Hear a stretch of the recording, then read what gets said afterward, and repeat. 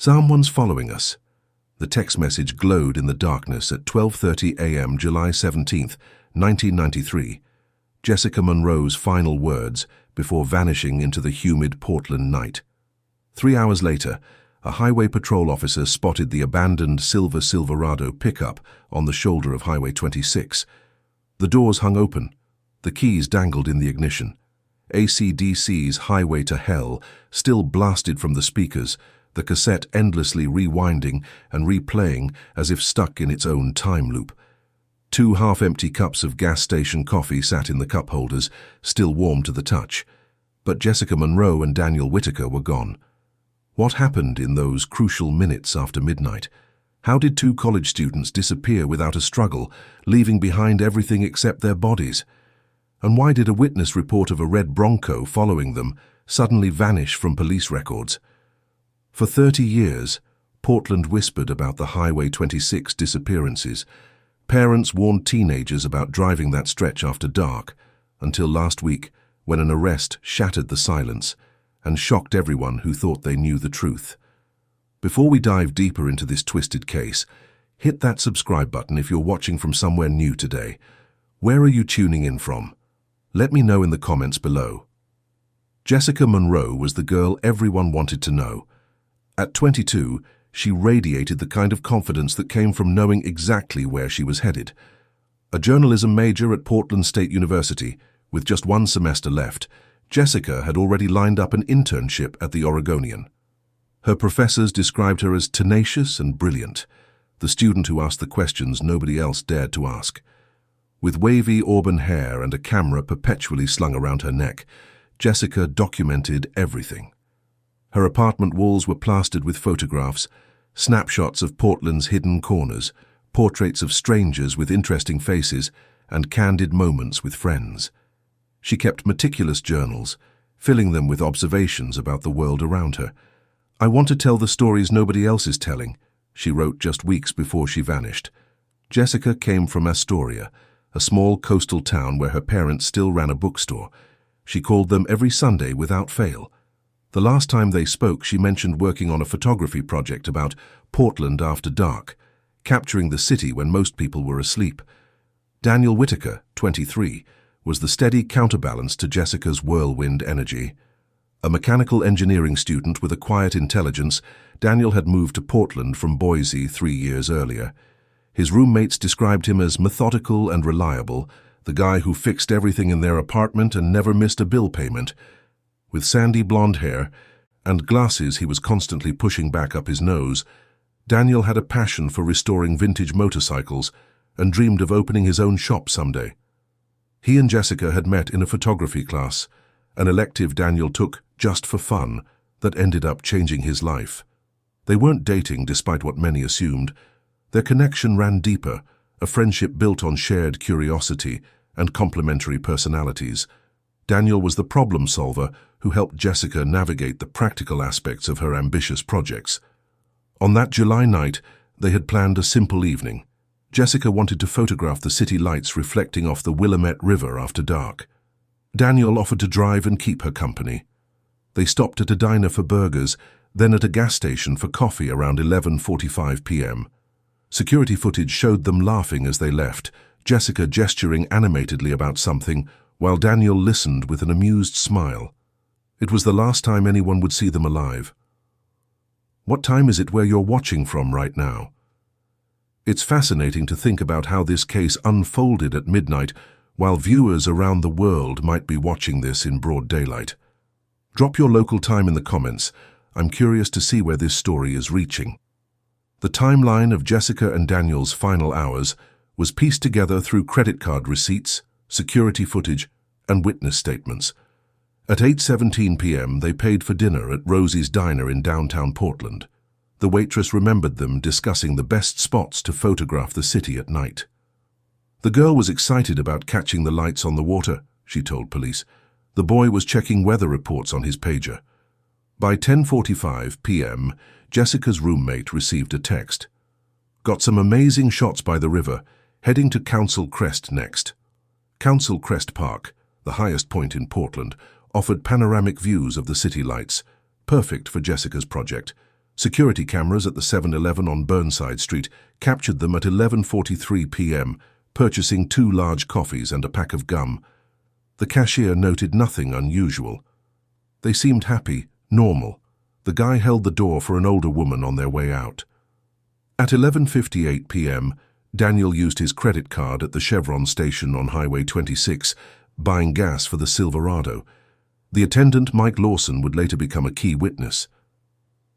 They filled up and headed west on Highway 26. About 5 minutes later, I noticed a red Bronco pull in, the driver watching the road they'd taken. Guy didn't buy gas, just asked which way the silver truck went. At 12:30 a.m., Jessica sent her final text to her roommate. "Someone's following us." The message pinged off a cell tower near the Sylvan Hill area of Highway 26, approximately 7 miles west of downtown Portland. Then silence. At 3:17 a.m., Highway Patrol Officer Teresa Mendez spotted the abandoned Silverado during her routine patrol. The truck was pulled over on the shoulder near the Vista Ridge Tunnel, hazard lights blinking. The driver's door was open, the passenger door closed. The engine was off, but the battery still powered the radio, blasting rock music into the empty night. It was eerie, Officer Mendez would later testify. Like they'd vanished mid-conversation. Their jackets were still there. Her camera bag was on the floor, his wallet was in the center console. The only things missing were their bodies and her phone. The initial police response treated the scene as a potential abduction. They found no signs of struggle inside the vehicle, no blood, no evidence of violence. Tracking dogs followed scents that led from the passenger side into the wooded area beside the highway, but lost the trail approximately 50 yards in, where the ground became rocky. Theories multiplied as quickly as the search parties. Had they gone willingly with someone they knew? Had they been forced at gunpoint? Did they wander into the woods for some reason and get lost? Each possibility seemed simultaneously plausible and impossible. The most compelling lead came from a truck driver who passed through the area around 12:40 a.m. He reported seeing a silver pickup pulled over with its hazards on and a red Bronco parked behind it. There were people standing between the vehicles, he told police. I couldn't see clearly, but nothing looked wrong. I figured it was just friends meeting up or someone helping with car trouble. This sighting aligned perfectly with Jessica's final text and the gas station attendant's observation. Yet, 3 days into the investigation, something inexplicable happened. The truck driver's statement disappeared from the case file. When reporters asked about the red Bronco, police claimed no such vehicle had been mentioned by any witnesses. Officer Raymond Decker, who took the truck driver's statement, was reassigned to traffic duty. When pressed by Jessica's parents, he claimed he couldn't discuss the case. 6 months later, he resigned from the force and moved to Arizona. The red Bronco, potentially the last vehicle to see Jessica and Daniel alive, had been effectively erased from the official record. It would take 27 years for the truth about that vehicle to finally emerge. The disappearance of Jessica Monroe and Daniel Whitaker ignited a firestorm in Portland. Within 48 hours, their faces were plastered across every local news station, their names becoming household words throughout Oregon. Jessica's parents, Robert and Linda Monroe, arrived from Astoria the morning after the discovery of the abandoned truck, their faces hollow with shock as they stood before news cameras. Jessica would never just disappear, Linda insisted, her voice breaking. She called us every Sunday. She had deadlines for school. She was responsible. Robert, a former Navy man with a stoic demeanor, offered a $25,000 reward for information, their life savings. Daniel's family presented a united front of quiet devastation. His mother, a widow who had already lost her husband to cancer 3 years earlier, seemed physically diminished by her son's disappearance. His younger sister took a leave from college to distribute flyers across Portland, stopping strangers on street corners with her brother's photo. The public response was immediate and overwhelming. Hundreds of volunteers combed the wooded areas along Highway 26. Local businesses donated supplies for search parties. Portland State University students organized vigils and information campaigns. The case touched a nerve in the community. 2 bright young people with promising futures vanishing without explanation felt like a violation of Portland's perceived safety. Early in the investigation, police focused on several potential suspects. Jessica's ex-boyfriend, Mark Tanner, was questioned extensively.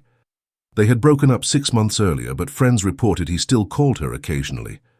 His alibi, working the night shift at a downtown hotel, checked out completely with multiple witnesses. Daniel's roommate briefly came under scrutiny when investigators discovered he owed Daniel $2,000, but bank records showed he had been making regular payments on the loan. A professor who had given Jessica a poor grade on a recent assignment was cleared when security footage showed him at a conference in Seattle the night of the disappearance. Each lead evaporated upon examination. By September 1993, detectives had interviewed over 200 people and generated 0 viable suspects. The media coverage evolved from urgent breaking news to speculative features. The Oregonian ran a front-page Sunday piece titled, "Vanished Without a Trace, the Highway 26 Mystery." Local television stations produced special reports analyzing every aspect of the case. A true crime show based in Los Angeles sent a crew to film a segment, bringing national attention. But by early 1994, the coverage began to wane. Without new developments, the story gradually moved from front pages to brief mentions. A 6-month anniversary piece noted the case remained open but offered no new information. If you're finding this case as compelling as I do, take a second to hit that subscribe button. I cover cold cases like this every week, and your subscription helps these stories reach more people who might have information. Also, give this video a thumbs up if you want me to cover more Oregon cold cases in the future. Then, in April 1994, something unexpected happened that briefly reignited interest in the case. A hiker in Forest Park, nearly 7 miles from where the Silverado was found, discovered a small clearing where someone had arranged rocks in a peculiar pattern, a perfect circle with a straight line cutting through it. At the center lay a single earring that Linda Monroe identified as belonging to her daughter. Police were baffled. The area had been searched thoroughly in the weeks following the disappearance. Had the earring been placed there recently? Was it a sick prank or a genuine clue? Forensic analysis revealed traces of Jessica's DNA on the earring, confirming its authenticity. Even more puzzling was the rock formation. Detective Marcus Holloway, the lead investigator, noted it resembled astronomical symbols, specifically the symbol for Earth or a target. When news of this discovery broke, an anonymous caller contacted the police tip line claiming the symbol was a message about where to look next. The caller never phoned again. Despite expanded searches of Forest Park and surrounding areas, no additional evidence emerged. Some investigators suspected the earring had been planted by someone with knowledge of the case, possibly to mislead police or gain attention. Others developed a more disturbing theory. The perpetrator was playing a game, leaving breadcrumbs that led nowhere while watching the investigation from afar.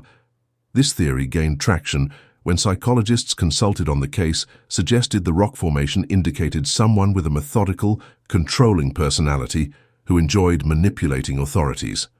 The Forest Park discovery ultimately became another frustrating dead end in a case increasingly defined by them. By 1996, the investigation into Jessica and Daniel's disappearance had slowed to a crawl. The dedicated task force, once occupying an entire room at Portland Police Headquarters, had been reduced to a single detective who divided his time between this and other cases. The thick file folders were eventually boxed up and moved to the department's cold case storage, not forgotten, but no longer actively pursued. Detective Marcus Holloway, who had led the investigation for 3 years, requested a transfer to homicide. "It haunts me," he admitted in a rare interview. "I dream about that silver truck on the highway. I see their faces when I close my eyes. But at some point, you have to acknowledge when you've hit a wall."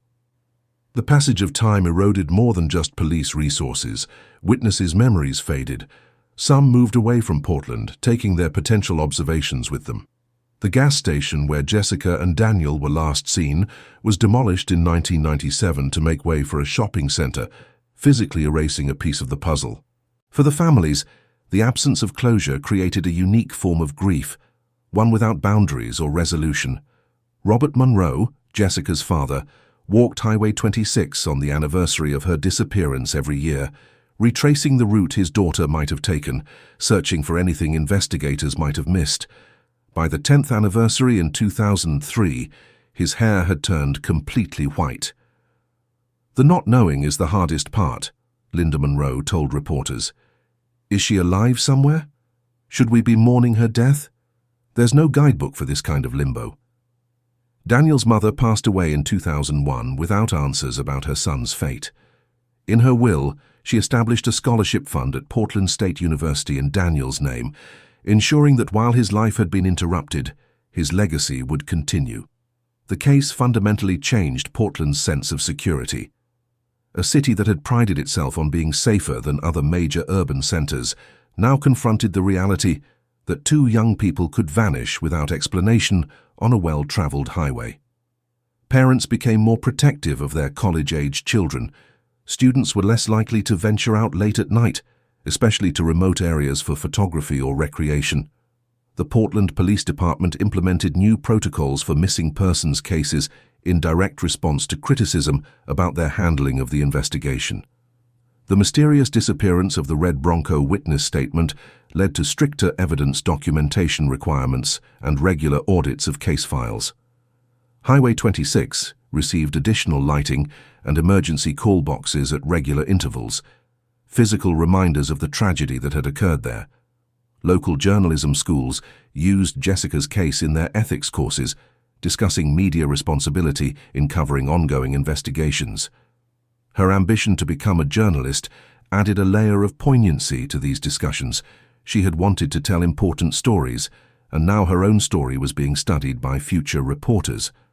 By the early 2000s, the case had become urban legend in Portland, a cautionary tale told to new residents and a persistent mystery that occasionally resurfaced in unsolved television specials. Most assumed the truth would never be known. What's the weather like where you're watching from today? Here in Portland, foggy mornings like this always remind locals of that July night in 1993 when the mist rolled in from the Willamette River, creating the perfect conditions for two people to vanish without a trace. Drop a comment about your local weather.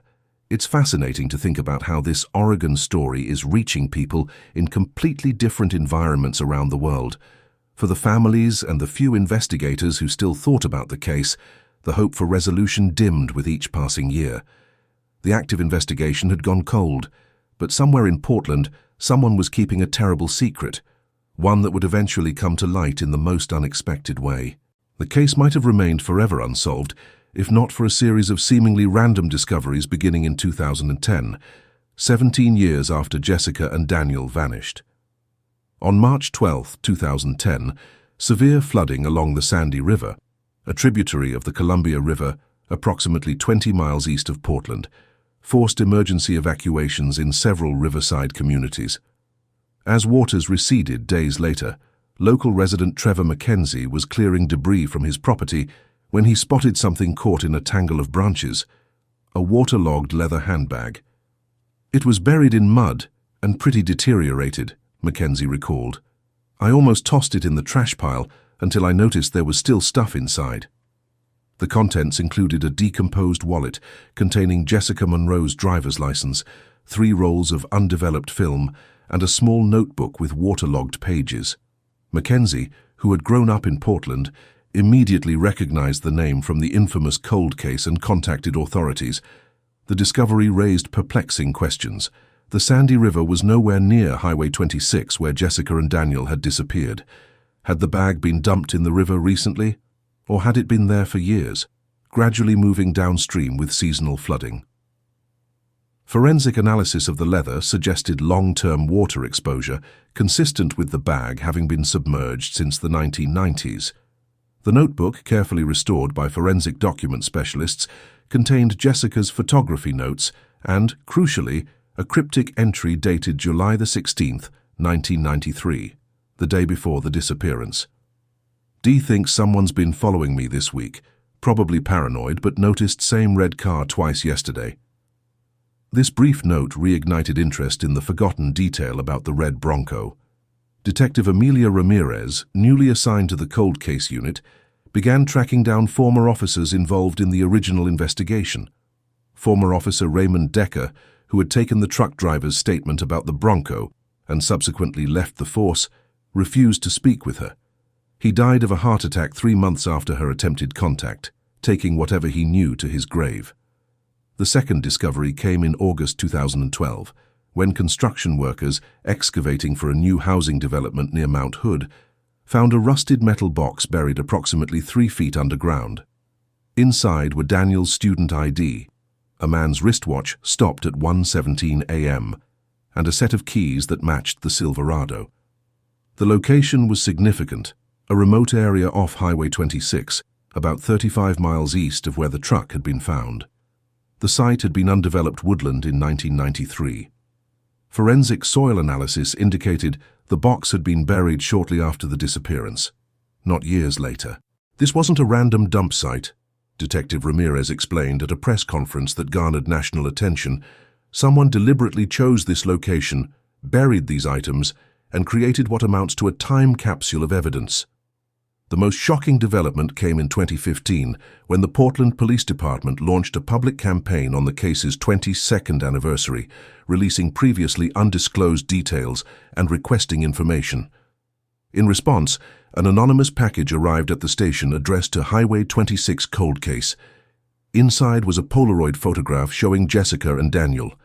They appeared to be unconscious, lying on what looked like a concrete floor. A digital timestamp in the corner read 07/18/93:02:14 a.m., nearly 26 hours after their disappearance. Forensic analysts confirmed the photo's authenticity and age. It had not been digitally altered and was consistent with Polaroid film from that era. Most disturbing was what the photo revealed. A partial reflection in a window behind the victims showed someone taking the picture. Though blurry, the reflection suggested a man wearing what appeared to be a uniform of some kind. This new evidence coincided with revolutionary advances in forensic technology. The original evidence from the Silverado, previously tested using 1990s methods, was re-examined using modern techniques. Touch DNA, unavailable during the original investigation, was extracted from the steering wheel and gear shift. Partial fingerprints previously deemed insufficient for identification were enhanced using new digital methods and run through expanded databases. The 3 rolls of film from Jessica's recovered bag, developed using specialized techniques for degraded film, revealed dozens of photographs she had taken in the weeks before her disappearance. Most were typical shots for her Portland After Dark project: city streets, late-night diners, the river at midnight. But 3 photos showed the same Red Bronco parked in different locations, including once outside her apartment building. Jessica had been documenting her stalker without realizing the danger. If you're as invested in this case as I am, take a moment to subscribe and hit the notification bell. Cold cases like this are often solved because information reaches the right person at the right time. By sharing this video, you might help connect crucial dots in this or similar cases. What's your theory so far? I'd love to hear your thoughts in the comments below. These discoveries transformed a forgotten cold case into an active investigation with new momentum. A case that had once seemed hopeless now offered tantalizing clues. The question was no longer if Jessica and Daniel's fate would be discovered, but when and whether the person responsible was still within reach of justice. The revival of the Monroe Whitaker case coincided with a revolution in forensic science. By 2018, techniques that seemed like science fiction in 1993 had become standard procedure. Detective Ramirez, working with the FBI's Cold Case Initiative, submitted the preserved evidence for advanced analysis that simply hadn't existed when the case went cold. The partial DNA sample from the Silverado's steering wheel, once too degraded for identification, was subjected to genetic genealogy, the same technique that had recently identified the Golden State Killer. While not yielding an immediate match, it narrowed possibilities to several family lines in the Pacific Northwest. The Polaroid photograph underwent multispectral imaging, revealing details invisible to the naked eye.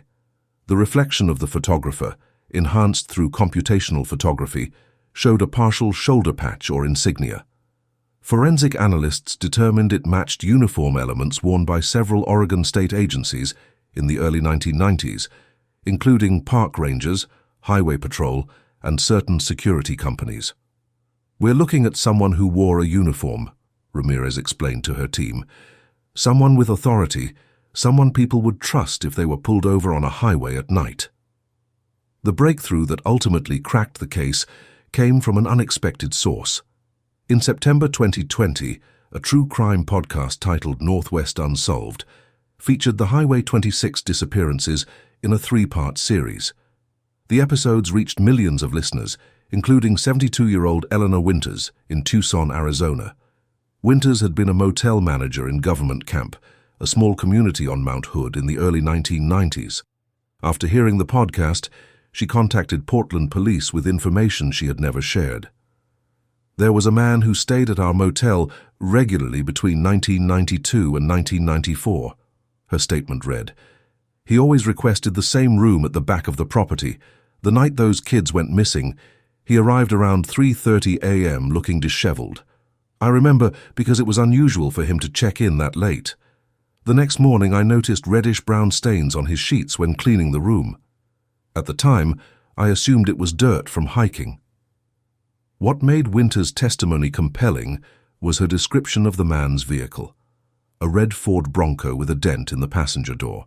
She had never connected it to the case because, like many people, she wasn't aware of the Red Bronco sighting that had been erased from official records.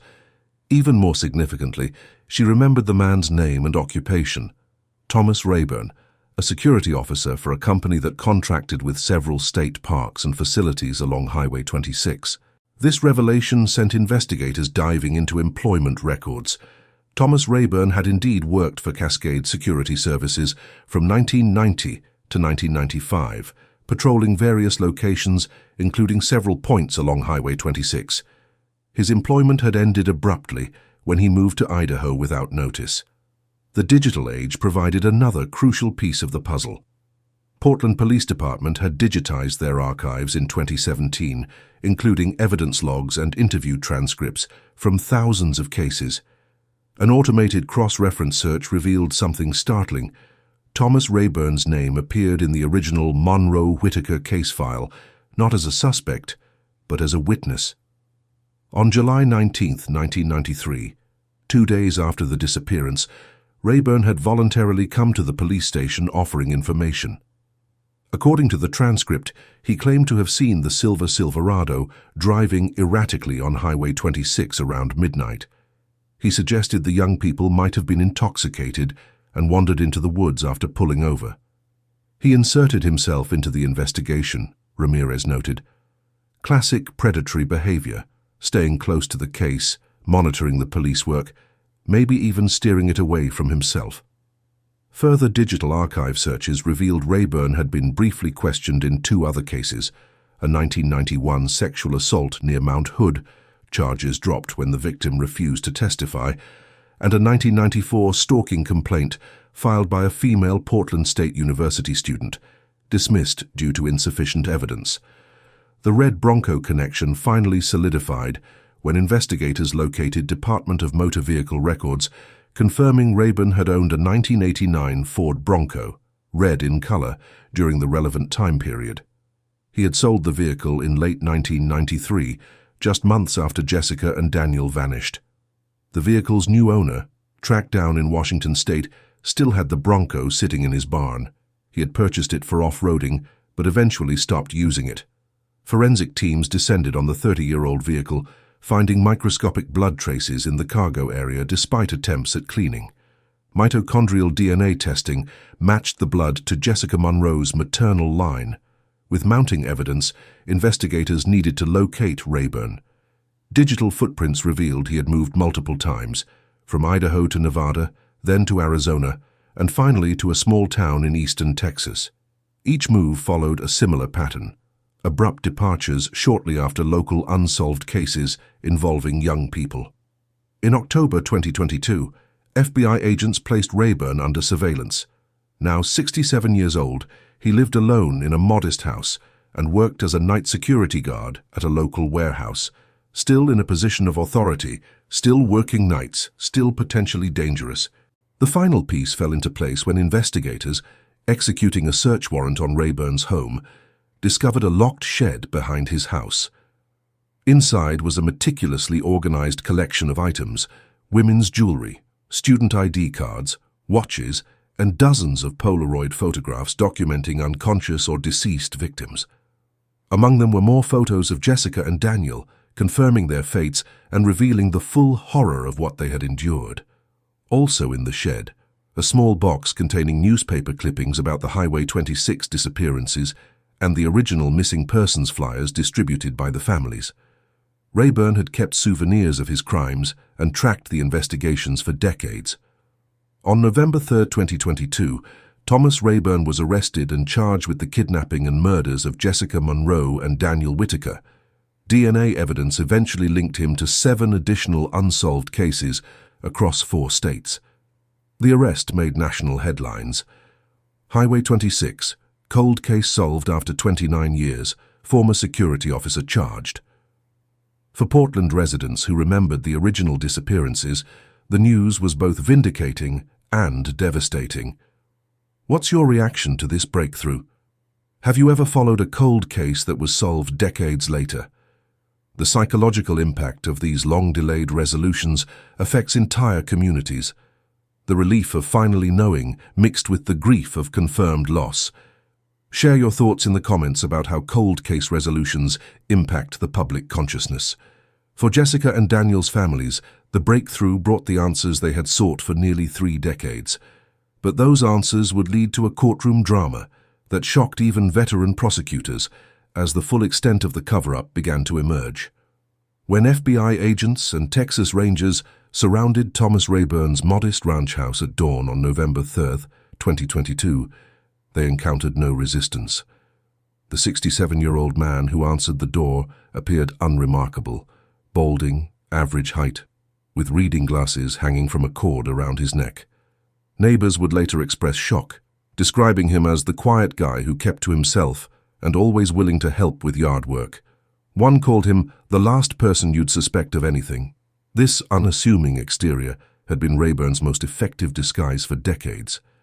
Behind the facade of normalcy lay a calculating predator who had evaded capture for nearly 30 years.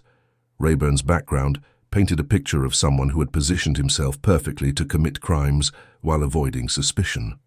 Born in Eastern Washington, he had served 4 years in the military police before being honorably discharged in 1980. His employment history showed a pattern of security and law enforcement adjacent positions. Never quite a police officer, but always adjacent to authority. The Cascade Security Services uniform he wore while patrolling Highway 26 resembled official law enforcement enough to be convincing at night. Investigators believe he used this appearance of authority to pull over Jessica and Daniel under the pretense of a traffic stop. What stunned the Portland community wasn't just that the case had been solved, but who the perpetrator turned out to be. Rayburn wasn't a drifter or obvious criminal. He had been an established member of the community.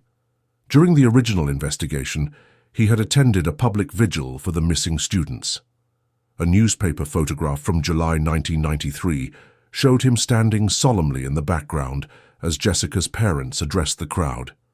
Even more disturbing was the revelation that Rayburn had connections to Portland State University, where both victims were students. From 1992 to 1994, Cascade Security Services had contracted with PSU for event security. Rayburn had worked numerous campus events, including a photography exhibition where Jessica had displayed her work 3 months before her disappearance. This wasn't random opportunity, it was targeted predation. Evidence suggested Rayburn had stalked Jessica for weeks before the abduction. Her recovered photographs of the Red Bronco weren't coincidental. She had unknowingly documented her own stalker.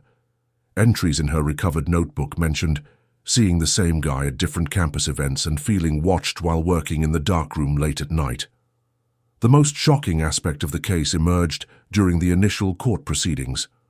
Prosecutor Vanessa Cortez presented evidence that Rayburn had not acted entirely alone in covering up his crimes. Former Portland police officer Raymond Decker, who had taken the truck driver's statement about the Red Bronco and subsequently left the force, had been Rayburn's former military police colleague. Phone records from 1993, preserved in archived billing statements, showed multiple calls between Decker and Rayburn in the days following the disappearance. While Decker had died in 2010, his role in potentially obstructing the investigation by removing evidence about the Red Bronco suggested a level of corruption that shook public trust in law enforcement. This case wasn't just unsolved because it was difficult, Cortez stated in a press conference. It remained unsolved because someone actively worked to ensure it would never be solved. As the arrest made national headlines, investigators in other states began reviewing their own cold cases with similar patterns. Authorities in Idaho, Nevada, and Arizona reopened investigations into disappearances along highways where young people had vanished after being pulled over at night. Then came the most unexpected revelation of all. During the execution of the search warrant at Rayburn's Texas property, investigators discovered a hidden room beneath his tool shed, accessed through a trapdoor concealed under a workbench. The space contained a wall of photographs, dozens of young people, mostly women, photographed without their knowledge. Each photo had dates and locations meticulously noted on the back. Most disturbing was a map of the western United States, with pins marking locations across 7 states. Each pin had a date. Some corresponded to known missing persons cases, others pointed to crimes no one had connected before. We are potentially looking at one of the most prolific serial predators in American history, FBI Special Agent Diana Knowles announced. The Highway 26 case may be just the tip of the iceberg. For the families of Jessica Monroe and Daniel Whitaker, the arrest brought complex emotions. Robert Monroe, now 78 and in failing health, watched the news of Rayburn's arrest from his hospital bed. "I never thought I'd live to see this day," he told reporters. "I just wish Linda had lived to see it too." Jessica's mother had passed away in 2017, still hoping for resolution. Daniel's sister, who had spent decades advocating for cold case resources, expressed both relief and renewed grief. "Finding out what happened doesn't bring them back," she said. "But at least now, when I visit their memorial, I can tell them that the person who took them away can't hurt anyone else." As Rayburn awaited trial in a maximum security facility, investigators continued to uncover evidence suggesting the Highway 26 disappearances were far from his only crimes. The true scope of his decades-long predation was just beginning to emerge, and with it, the possibility of closure for other families still waiting for answers about their own missing loved ones. The trial of Thomas Rayburn began in April 2023, drawing national media attention and packing the Portland courthouse with spectators, many of whom had lived with the shadow of the Highway 26 disappearances for decades. Prosecutors presented a methodically organized case, revealing evidence that had been gathered across 30 years and 3 states. The court proceedings exposed the full horror of what Jessica and Daniel had endured. Medical examiners testified that both victims had survived for approximately 48 hours after their abduction. Forensic evidence from the Polaroids helped establish a timeline of captivity at a now demolished cabin near Mount Hood that Rayburn had access to through his security work. Perhaps most damning was Rayburn's own record-keeping.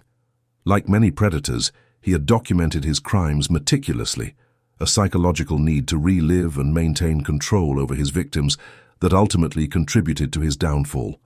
His journals, recovered from the hidden room, contained entries about Jessica dating back months before the abduction, describing how he had first noticed her taking photographs on campus and began following her. In a surprising legal strategy, Rayburn's defense team initially attempted to implicate the deceased Officer Decker as the primary perpetrator, claiming Rayburn had been manipulated into helping cover up crimes committed by the former police officer. This strategy collapsed when prosecutors presented Rayburn's trophy collection and DNA evidence linking him directly to the crimes. After a 6-week trial and just 7 hours of jury deliberation, Thomas Rayburn was found guilty on all counts, including 2 counts of first-degree murder, kidnapping, and evidence tampering. The judge sentenced him to consecutive life sentences without the possibility of parole. For the families, the verdict brought the closure they had sought for 3 decades, though tinged with the knowledge that nothing could bring back their loved ones. Robert Monroe, who had attended every day of the trial despite his failing health, addressed the court during victim impact statements. "My daughter wanted to tell stories that mattered," he said, his voice steady despite his frailty. "In the end, it was her own story that brought a predator to justice and potentially saved others from the same fate. That would have mattered to her, Daniel's sister established a foundation in both victims' names dedicated to supporting cold case investigations and providing resources for families of missing persons. "This case proves that time doesn't erase evidence," she stated at the foundation's launch. "It just takes persistence and advancing technology to uncover the truth." The Portland community's response to the resolution was profound. The case had shaped a generation's perception of safety and trust. A memorial was established at Portland State University's Journalism School, a scholarship in Jessica's name, and a photography exhibition space dedicated to Daniel. Their story became part of the curriculum for criminal justice students, examining both the investigation's failures and its eventual success.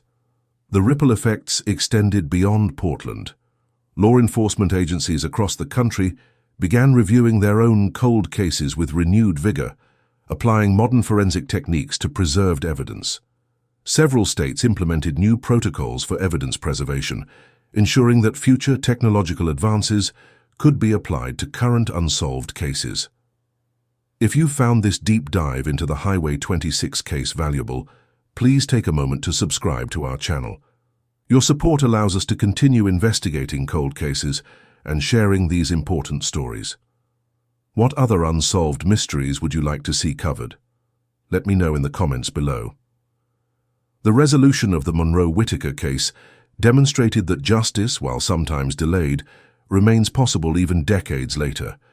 For investigators like Detective Ramirez, who dedicated years to solving the case, the outcome validated their belief that no case is truly unsolvable.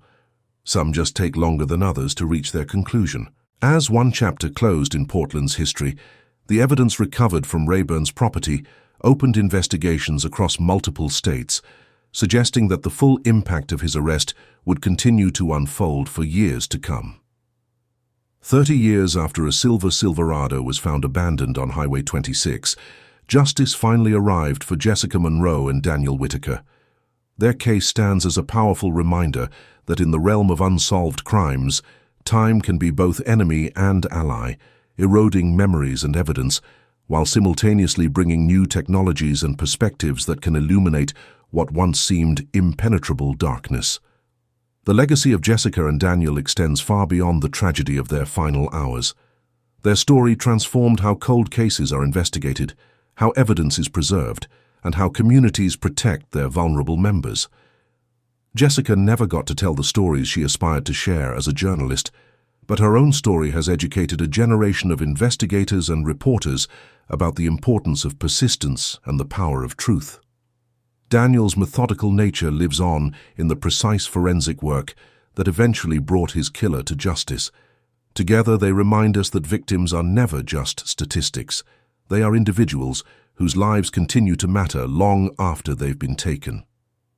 Perhaps the most profound lesson from the Highway 26 case is this: silence and secrets, no matter how deeply buried, cannot withstand the combined forces of scientific advancement, dedicated investigation, and a community that refuses to forget. Some truths simply wait for their moment to emerge.